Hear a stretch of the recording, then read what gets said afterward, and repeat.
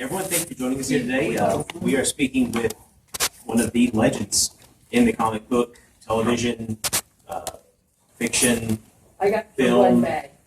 Peter David. Hi there.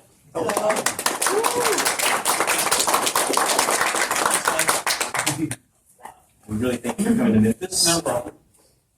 Well, the plane was coming here, so and they paid for the tickets. So what the hell? Let's see. We have some questions prepared, but really, Okay. What are you working on right now? Staying awake. Okay. Yeah, because whenever I travel anywhere, particularly if there's a change in time, it takes me a day or so to get really adjusted to it. So I should be really good by Monday morning, which is when I'm leaving. So fan-freaking-tastic. In terms of comic books, I'm writing Spider-Man 2099 for Marvel Comics and also Stephen King's Dark Tower.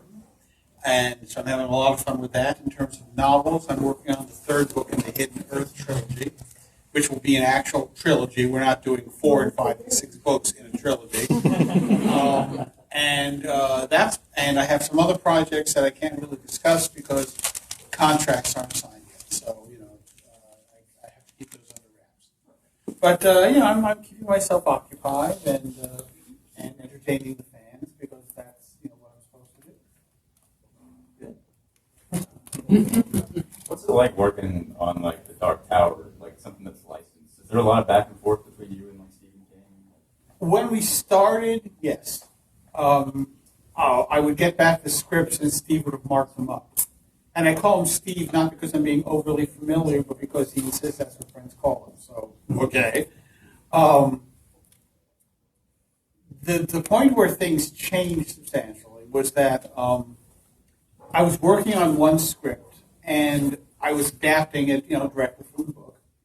And there was some dialogue in there that I thought wasn't Steve's best dialogue. It was actually written kind of clunky. But I didn't want to change it because it's his dialogue. So I used that exact dialogue. And when I got the script back, I saw that Steve had changed that dialogue. And I went, oh, okay. Well, fine then. And from that point on, I was much looser in terms of translating. I still used his work as my starting point.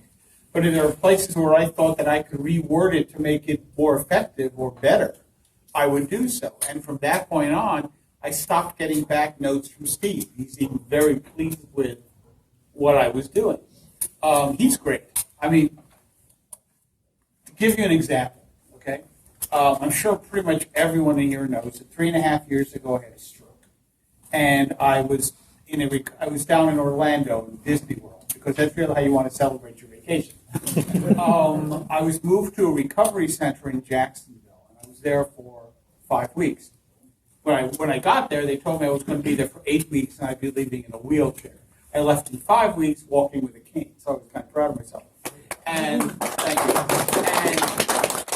And one day, toward the end of my stay there, I get an email from Steve's assistant, and they said, Steve is down in Florida, and he'd like to come up and visit you.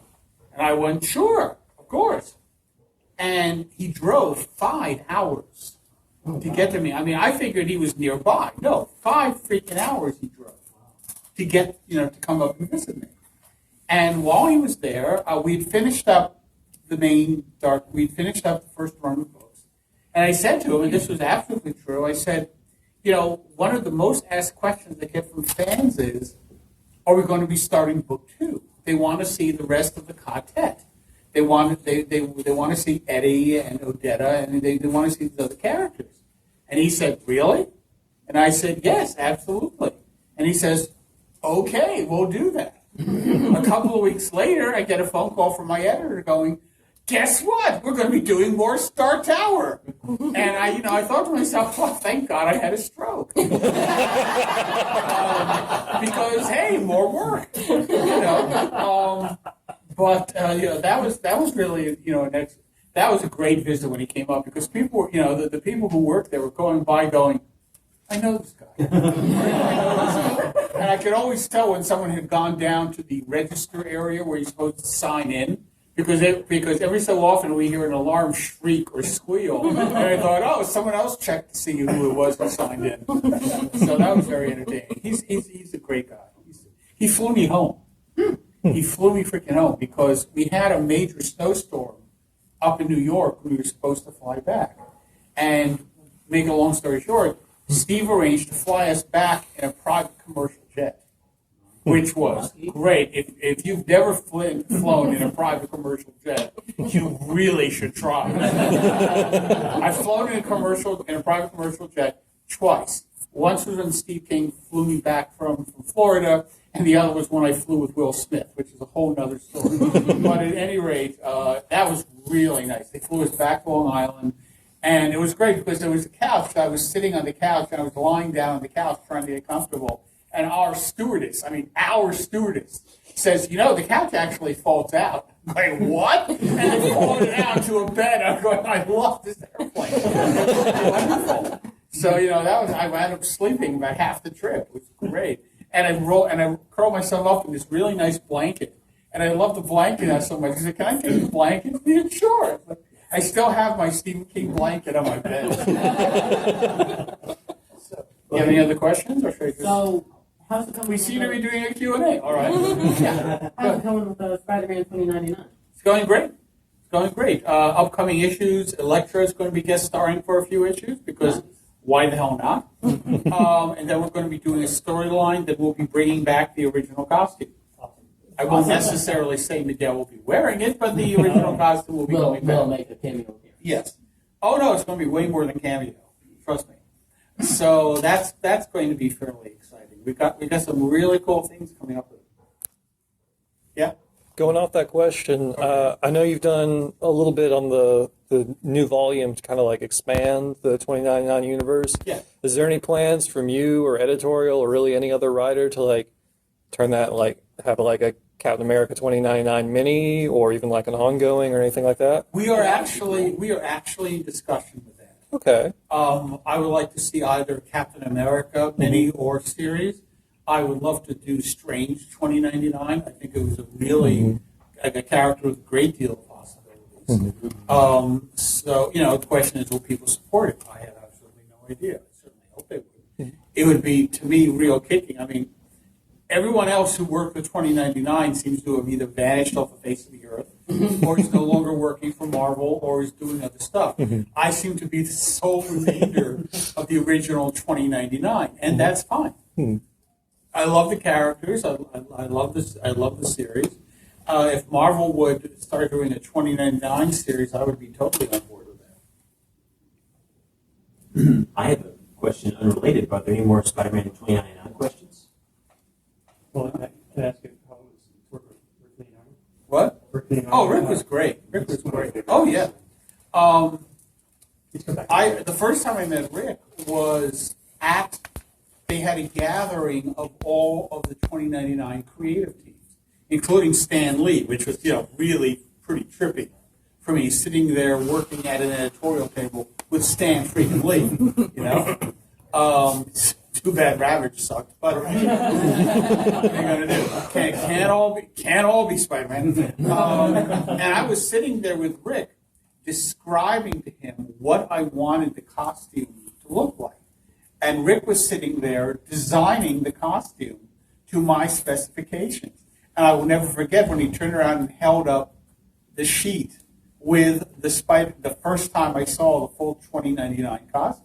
I said, that's it. That's perfect. I mean, as he was doing this, I would go like, no, fix this or add this or that kind of thing. And he wound up sketching it. If I had any freaking brains in the world, I would totally have gotten that picture from him. But, wasn't, who knew about eBay at the time?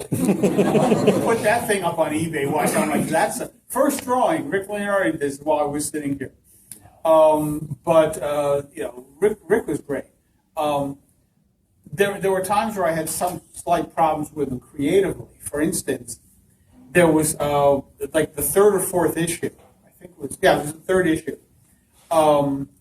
He wanted to have Spider-Man dispose of Venture in a totally different way than what I had in the script. And he drew like a 3-page sequence in which Spider-Man used a train to wipe out Venture. And it was really nicely done. Here was the problem. I had done the exact same thing in the issue of X Factor that was coming out the same month. And I went to the editor and I said, what the hell did Rick do here? This is not what I wrote. And he said, oh, well, Rick decided to try something different. And I said, this is what I'm doing in X Factor. We can't have the same thing happen in the same comic coming out in the same damn month. And I said, people are going to think I've run out of ideas. And he went to Rick and he said, you have to redraw it. So you have to go back and draw what Peter wrote. And Rick was not happy with it, but he went back and he drew what I wrote. When I brought back Venture 18 issues later, and I got to the point where we had to dispose of them, then I wrote my script. 3-page sequence that Rick already drew. Because I figured we had a year and a half between that and X Factor, and it wouldn't stand out quite as much. And it didn't. Absolutely nobody said, wait a minute, Peter David already did this at X Factor a year and a half ago. Absolutely did not happen. But, and Rick was quite happy because he was tight on deadlines at the moment. So, boom, 3 pages. There you go. We're good. So he was a happy camper. There you go. Yeah, back there. I just want to ask you, well, of course, I appreciate your column for the Comics Virus guide. Right. It was great work, particularly the one after 9/11. Oh, thank you. Also, you worked on Aquaman for quite a while. What do you think of... I'm sorry? You worked on Aquaman? Yes, I did. For quite a while. What do you think of what DC and WB is doing with the character in the movie? Oh, I love it. Are you kidding? I mean, first off, I met Jason some years ago. I met him at a convention in Australia right before he was cast in Game of Thrones. So when he was casting Game of Thrones, I'm going, perfect. Absolutely perfect. No one had heard of him. I knew it because of Australia. When Snyder put up the picture of Aquaman on Twitter, or wherever the hell it was, I think it was on Twitter, it was interesting to see the fan reaction because a number of modern-day fans were looking at this going, that's not Aquaman. Aquaman doesn't look anything like that. And all of the older fans were going, no, that's Peter David's Aquaman. Right down to the fact that he's got the armor on his right shoulder. That's Peter David's Aquaman. The only thing he doesn't have is a harpoon on his hand. It's a harpoon, not a hook. Stop saying hook. And I've seen the 2.5-minute trailer they've released, in which Jason is kicking ass as Aquaman, Bruce Wayne's ass to be specific.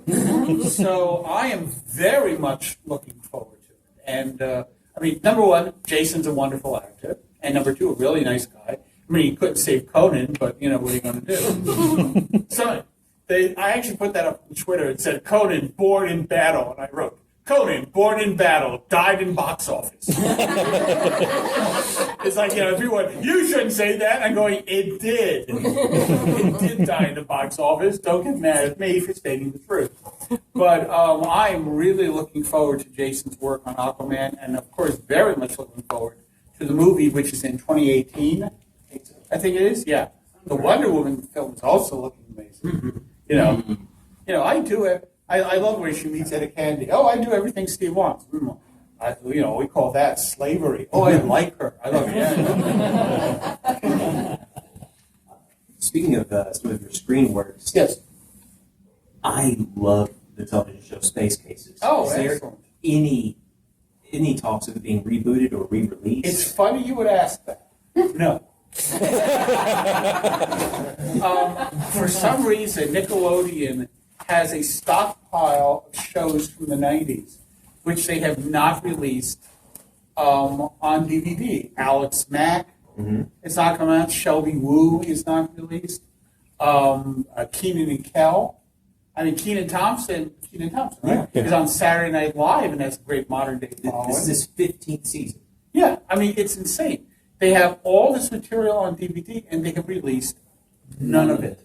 I have absolutely no idea why. They could put out the entire series of Space Cases on one Blu-ray set, and we have heard absolutely nothing about it. Why they will not release it, your guess is as good as mine. I mean, if everybody wrote to Nickelodeon and said you should release it, they would probably still ignore it, to be honest. But, I mean, are you afraid of the dark? Why haven't they released that? I mean, they have a wealth of material, and none of it is out there. I have no clue why. So, want me to help you with this? Okay. I'm the news guy at the TV Guide owns the website tvshows.dvd. Okay. So, a couple of the shows that you mentioned, notably, Are You Afraid of the Dark? Yeah. They released a few of those. Yeah. There's a possible problem with footage that had original material that might be lost, misplaced, not where it should be. Well, all I can tell you is that Space Case is available entirely on YouTube. So YouTube seems to know where Space Case is. I would be kind of astounded if Nickelodeon couldn't locate it. On somebody's VHS. Yeah, exactly. But yeah, the original material of Are You Afraid of the Dark? They were actually about to come out with it, and then they realized we don't have everything we're supposed to. In other cases, there are some legal hangups, music rights, and other cases, and some of the other shows. In the case of Space Cases, it's probably, no offense, and unfortunate but true, it's probably just low on their list of priorities. Oh, that's no surprise to me. I love it. Our first season of Space Cases, for those of you who never saw it, we cast a 13-year-old actress named Jewel State as an engineering genius. We reached, yes, it's true, we reached through time and space and ripped off Joss Whedon 10 years before Firefly showed up. And it also starred, and the series starred Walter Jones, for God's sake, one of the original Power Rangers. I mean, there's, a terrific amount of interest in it from fans, but Nickelodeon has zero. So Nickelodeon stuff, when put out by Nickelodeon/CBS themselves, is mostly becoming out as manufacturer on demand. Yes. And available through places like Amazon Creative Space. Sure. But, I know, I bought some stuff.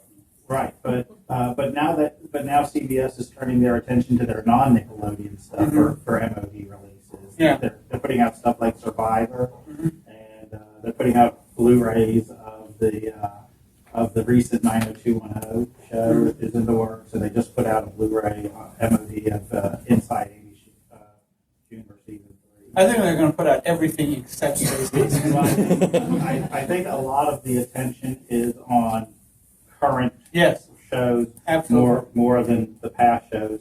So what's been happening is that third party, especially Shout Factory, I'm sure a lot of you know Shout Factory, they've been putting out a lot of Nickelodeon stuff. They've been licensing it and putting it out. But now they're kind of turning their attention to making new material, including new episodes of MST3K for their Shout TV digital streaming site. And they're making fewer and fewer classic TV.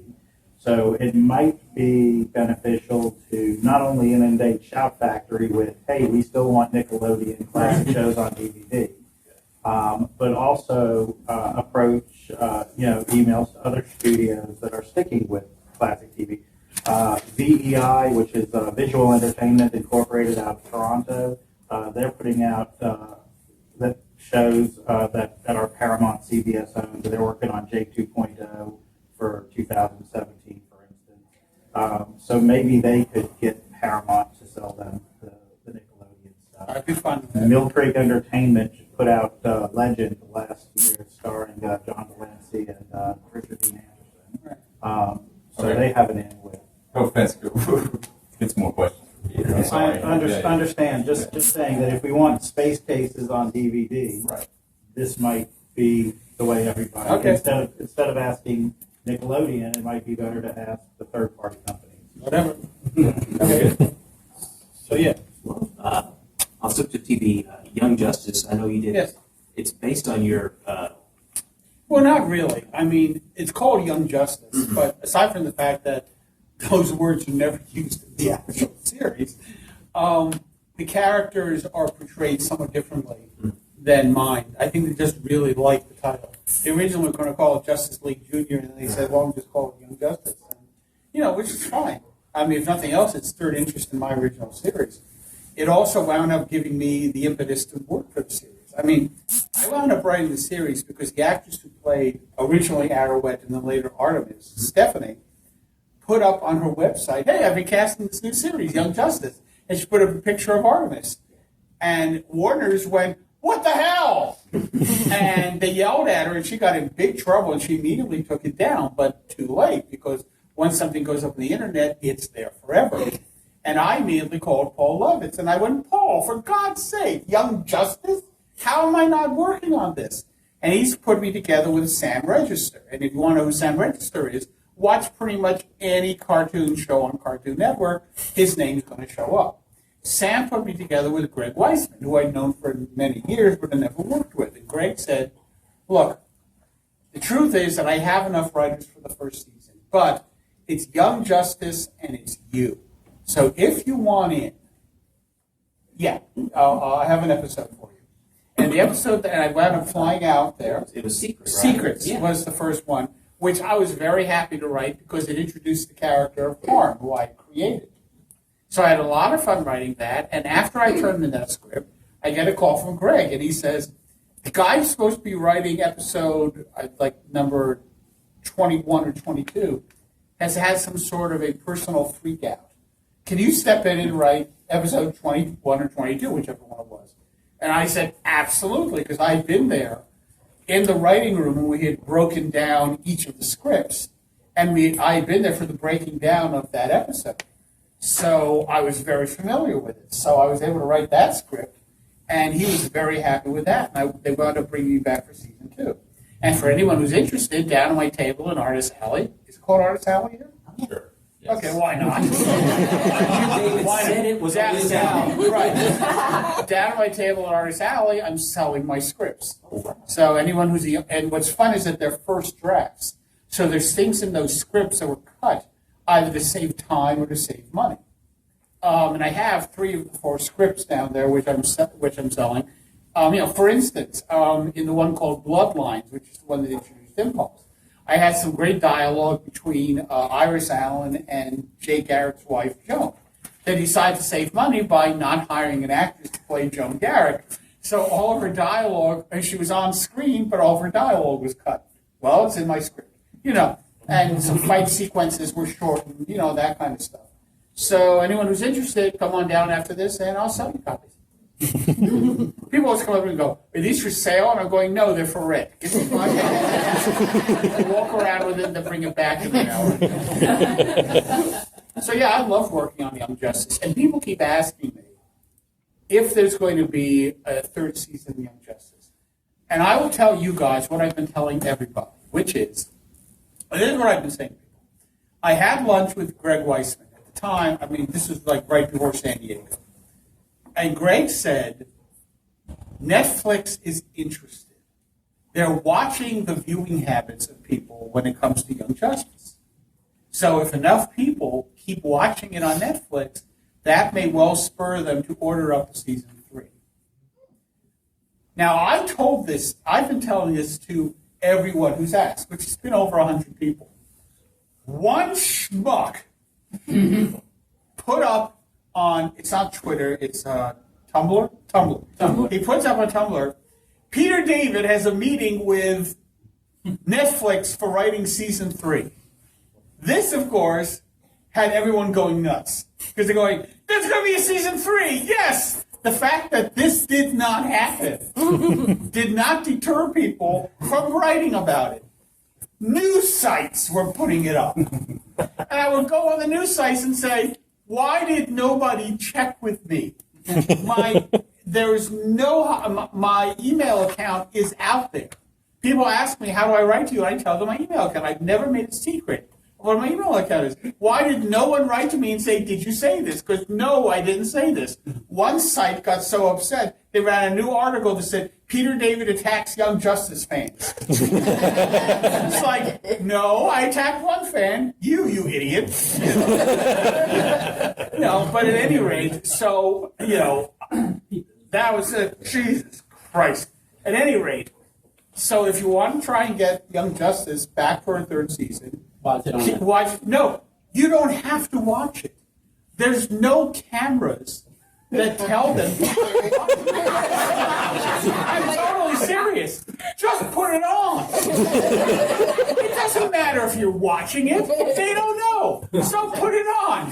Then go make a sandwich. Or do the laundry. Or go to the gym. Or go to the movies. We don't care. Just have the show on. Because that's all that Netflix cares about. And they'll go, wow, this person's had Young Justice on for 36 hours. That's pretty bitchin'. That's pretty cool. We got to keep that on. So, put it on, and then you don't have to watch it. Just put it on, because that's the kind of attention that will get Netflix going. Wow, we should really, think about commissioning a third season. And I can absolutely tell you, if they're doing a third season and they want me on board, I'm 100% there. I loved working on it.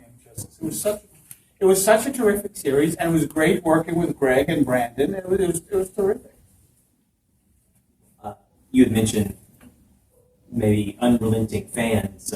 You've also you've done a lot of work with Star Trek. Yes. And that is one of the more visible and vocal fandoms out there. Yeah. What is it like being trusted to steward those characters with so many people having such a vested interest? Oh, I loved it. I mean, I love working on Star Trek. I mean, I grew up loving the characters. I have to admit, of all the incarnations of Star Trek, I'm still an original series guy. I really think that nothing that Star Trek has ever done has ever matched the Kirk Spock McCoy dynamic.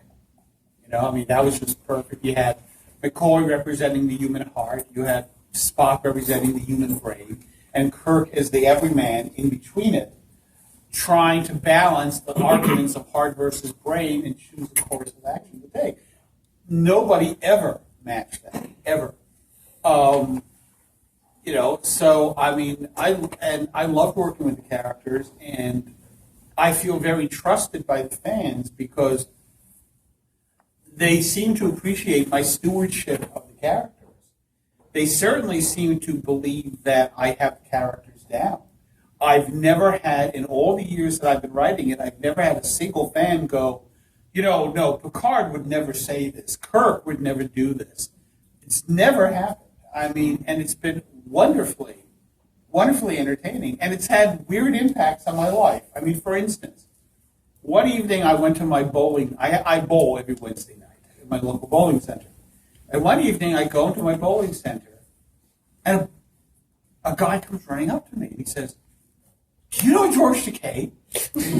I went, and now I'd been at George's wedding, so, yeah. I said to him, yeah, I know George. And he said, "Did you write a Star Trek novel?" And I went, "I've written a few." "Why are you asking me this?" And he said, "He was on Howard Stern today, and Howard asked him if he'd ever liked any Star Trek novels. And he said he really liked this one novel called The Captain's Daughter that was written by his good friend Peter David. I was just wondering if that's you." And I went, "Yeah, that's me." And he says, "Oh my God, why did you never say you're famous?" And I went, "I'm really not famous." And I was asked the whole freaking night by all these different people, and I had the same conversation over and over again, as people were now looking at me in a new light, because I was no longer Pete, this guy who bowls. I was Peter David, George Takei's friend, who wrote a Star Trek novel. And it was just so odd. George had me out as a guest when he was filming Star Trek 6, right? And I went out because, I was going to be out in LA anyway. So when Mr. Sulu says, "You want to come out and watch me film?" Sure, absolutely. So he asked me to run some lines with him, which is no big deal. Actors will have anyone who can read run lines with him. and it's a scene where he identifies himself as Captain Sulu. And I said to him, "Hey, George, this might be the perfect time to have Sulu's first name of Hikaru made canonical. Because Paramount had a very firm thing. If it wasn't in TV or in the movies, it's not canon, right? But an author, and I forget who it was. It was one of the Dianes, I think. Either Diane, Joyner, or Diane Carey. Came up with Sulu's first name of Hikaru, which George loved. So I said, if he says, this is Captain Hikaru Sulu, it's canon. And he said, let's go ask Nick. I'm going, Nick Meyer? Sure, okay. So he brings me over to Nick Meyer, who's sitting in the director's chair, smoking a cigar, looking at playback. And George is next to me like this. And George is going, Nick, this is my friend, Peter David. He has a suggestion.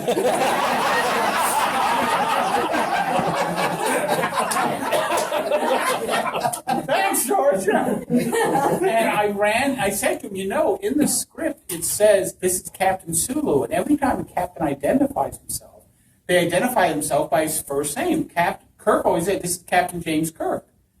Sulu should do the same thing. He should say, this is Captain Hikaru Sulu, which is his name in the books. And Nick Meyer sat there and went, Hikaru Sulu. Hikaru Sulu. Captain Hikaru Sulu.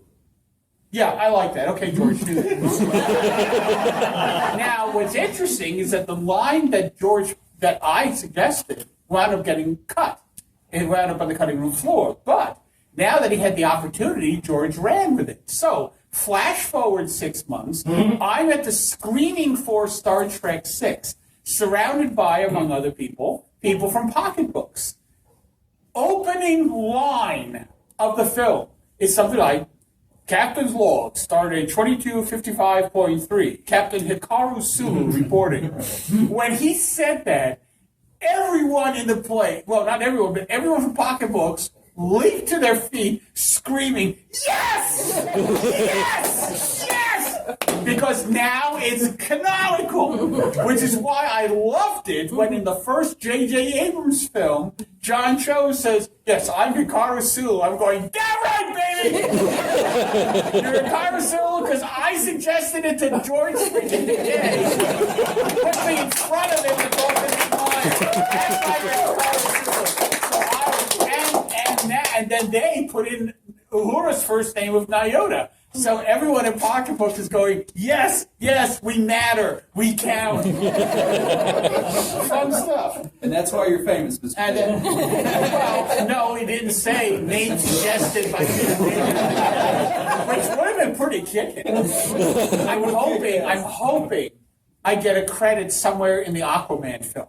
In the, thanks to at the end. I'm going to be sitting there watching for that, baby. Especially if in the film in 218, he loses his hand and gets replaced with a harpoon. It's like, dude. Yeah. I think we only have time for one more question. What time is it? It is about 11:38. So we have plenty of time. Yeah, what's up? Well, I was wondering if there was ever any possibility of either getting Howling Mad back in print, or maybe a sequel like you talked about doing several years ago.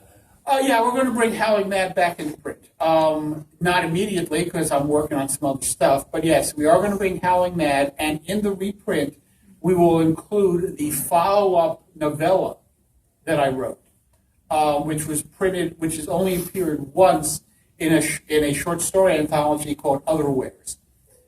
So we will do the complete Howling Mad.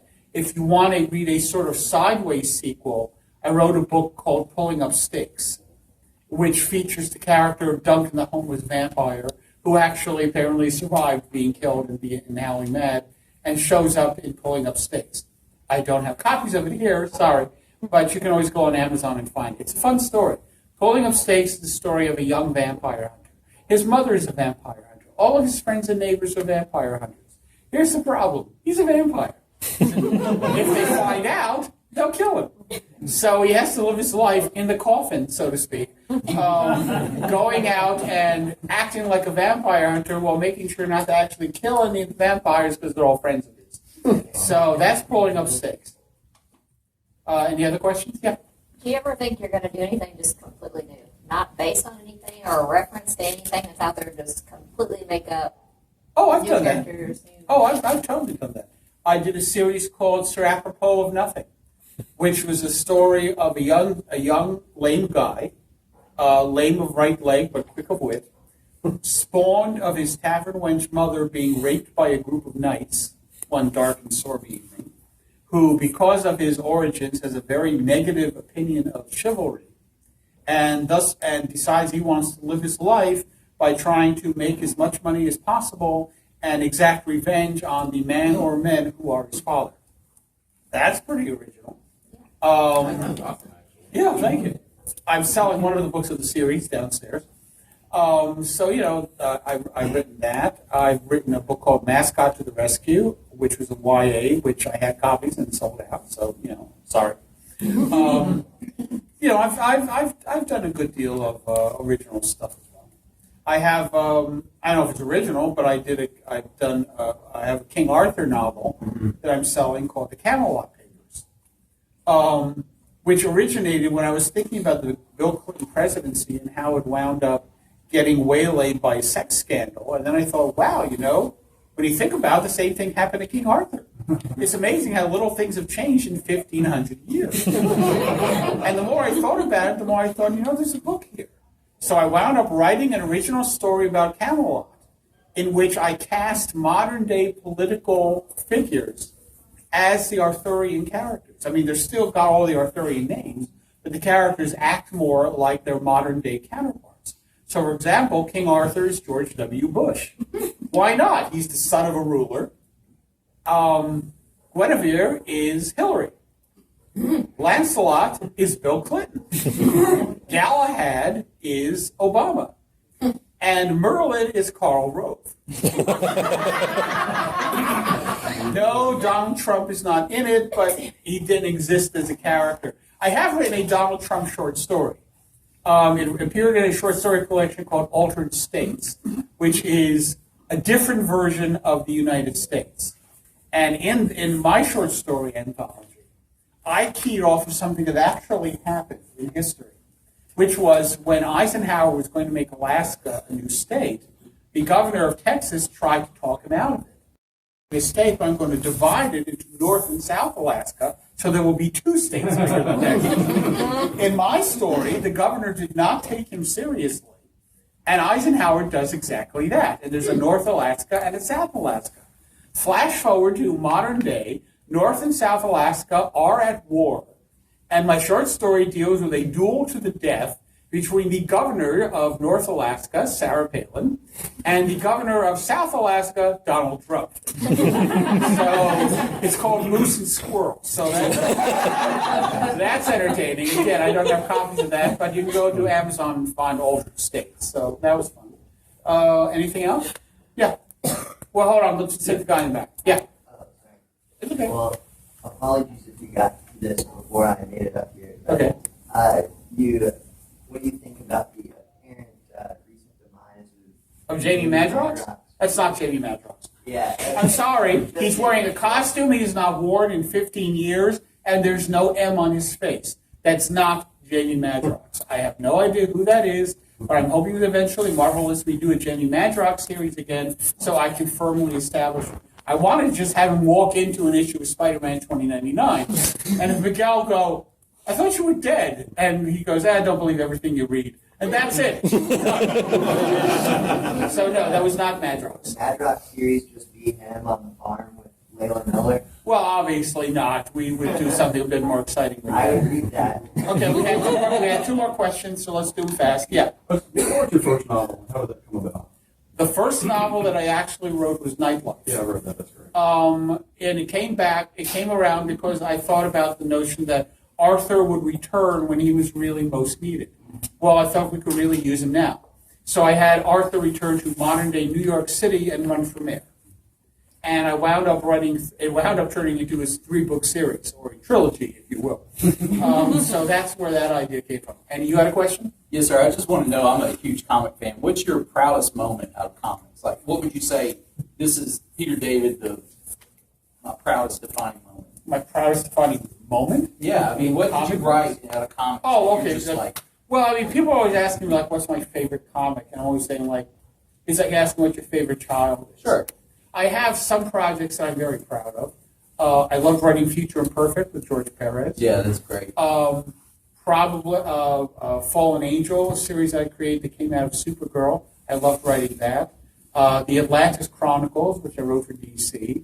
I had a great deal of fun doing that. and I loved creating Spider-Man 2099. I mean, here's the funny thing. Marvel approached a number of writers, including myself, about creating Spider-Man 2099. We knew there was going to be a 2099 universe. We knew he was going to be a technician who worked for something called Alchemax, and that's where he winds up getting the powers.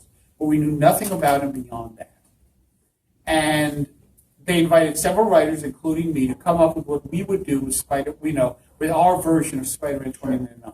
And the first thing I thought of, well, I'm not going to make him a relative of Peter Parker, because that's too obvious.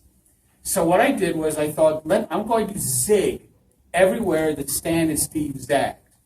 So Peter Parker's a teenager, Miguel's going to be in his 20s. Peter Parker was a generic white guy, Miguel's going to be a mixed breed. He's going to be half Mexican and half Irish. I picked two ethnicities that didn't seem to remotely go together at all. And that's where he came from. Peter Parker was an orphan, Miguel would have a mother. Peter was an only child, Miguel would have a brother. Peter had no idea how to work with girls, Miguel would have a fiance. Peter built mechanical web shooters, Miguel would have biological web shooters. Like I said, and I create all this. A week after I turn it in, I get a call from Marvel, and they say, we love what you've come up with for Spider-Man 2099. First of all, you're the only writer who didn't have him be a descendant of Peter Parker. But I love that. I loved being the only writer who had not done something.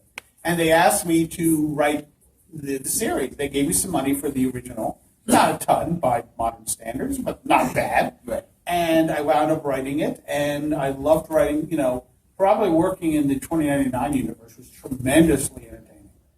If I had to pick a single moment, though, probably my work on the Marvel versus DC limited series.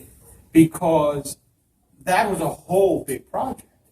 And I will never forget being in Mark Grunwald's apartment, me, Mark, Mike Carlin, and Ron Mars, sitting there discussing what the series would be and who would beat who. And, we're all grown men sitting there going, can I have Aquaman beat Namor?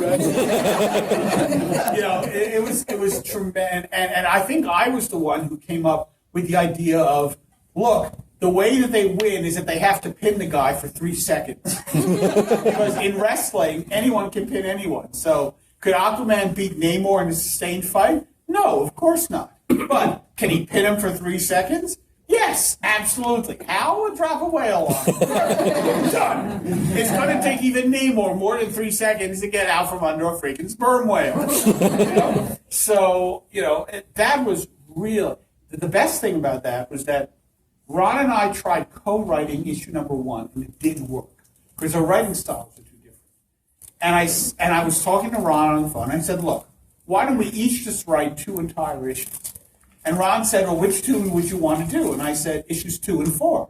And he said, are you serious? And I went, yeah. And he says, well, I would want to do issues 1 and 3. And I said, okay. Ron wanted to do issue 1 because it's the first issue. Right. He wanted to do issue 3 because that was the highly publicized issue where the fans voted on the fights. I didn't want to do issue number 1 because that was all introduction. Issue 2 was where we were going to have the fights, and we had worked out who was going to win.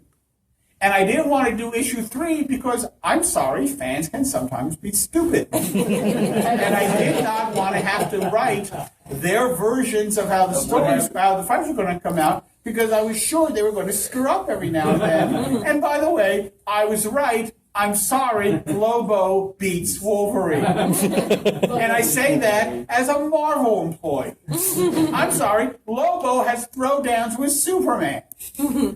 Wolverine, does anyone here think Wolverine could beat Superman? Show of hands. Right. Nobody. Oh, seriously? Seriously? You're wearing a wig. You don't